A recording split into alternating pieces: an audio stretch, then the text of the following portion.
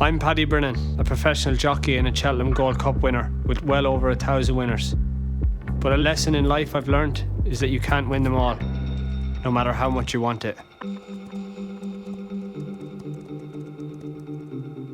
I'm Scott Davis, former footballer and recovered problem gambler.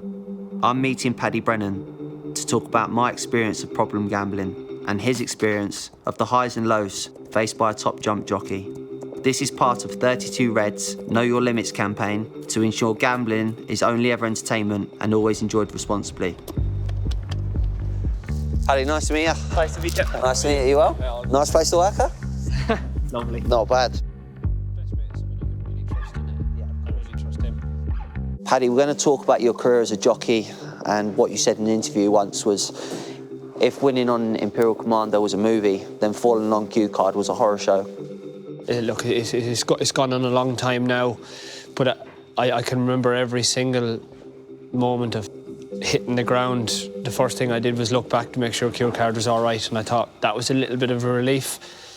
But then it was just like, how am I going to get up off the ground?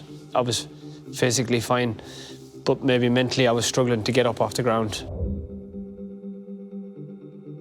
I think the times that I struggled in the dark times through my gambling and my football, I always seem to remember the dark times rather than the happy times, and I don't know why that is, but it took me a long time to get over. Till you're actually in that situation of being on that ground and thinking, how do I deal with this? It's hard to explain, but you know, the start basically was just standing up off the ground and then just rebuilding everything from that day. Rehab played a huge part in my life, and there were a lot of obstacles in place that I wasn't willing to overcome before I went. Obviously, with your fall on Q Card, who did you turn to after the race to help you get through it? My wife, my mum, they knew what was going on. They could understand how I was feeling, and they really helped me at a time when it was a struggle to just maybe get up and get out. How do you stop yourself from making the same mistakes again? When you make a mistake, or you feel like you make a mistake at the time, you know, you analyse it as a fair chance it isn't going to happen again, and I never look at it and think, oh, that'll happen again. I do my best or try and make sure that it never happens again.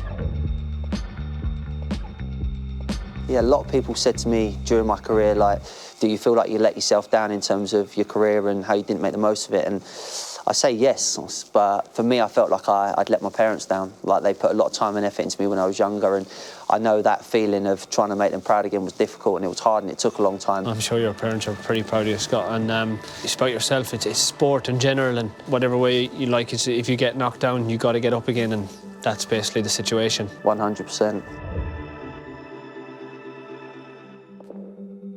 Paddy, being a massive horse racing fan myself, obviously Cheltenham Festival coming up, you had a special relationship with Q Card. How did you feel when that ended? Yeah, look, obviously it was lovely to be associated with such a good horse. It just felt like it went very quick, and especially everything that's good like him comes to an end. Did you ever think that you would ride a horse as good as him again?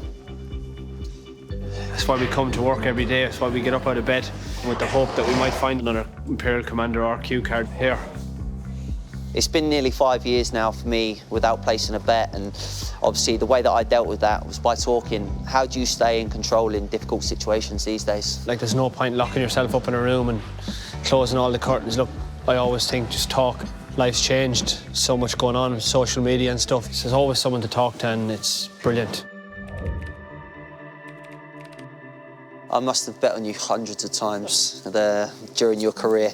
Obviously you've had a lot of success. How do you deal with the pressure of riding a favourite in a race? Yeah, like it's a lovely pressure to have, to be on the favourite. It's like the one horse you want to be on in the race, the best horse. But I always think pressure sometimes is how you minimise mistakes and trying to get it right. And it's pressure, but it's pressure that you want. I never won too much in my footballing career, and obviously you won the Gold Cup at Cheltenham on Imperial Commander. How did you feel when you crossed the line?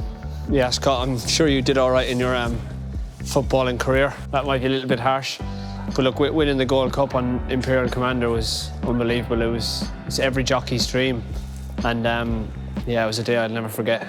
Back in the day, my favourite day of the year, beginning of the Cheltenham Festival. This year it starts on my birthday. I won't be betting on it, but what do you look forward to most about the festival itself? It's just the build-up is so it gets you like really looking forward to it. And then when the actual festival comes round, there's no place like it in the world. For us, it's the Olympics. It's where everyone wants to win. 80,000 people there. To go past the winning post in front is the most incredible feeling in the world. What does the future hold for Paddy Brennan? Hopefully a lot more winners. If there was one thing in my CV I'd love to do before I finish is win the Grand National. Maybe another Gold Cup would be nice, but we keep dreaming. So at the end of the day, you've hung your boots up, career's over. How would you like to be remembered? Paddy Brennan has probably been a bit different, but not a bad sort of fella, and I'm sure I will be remembered. Know your limits, know yourself. You can't win them all.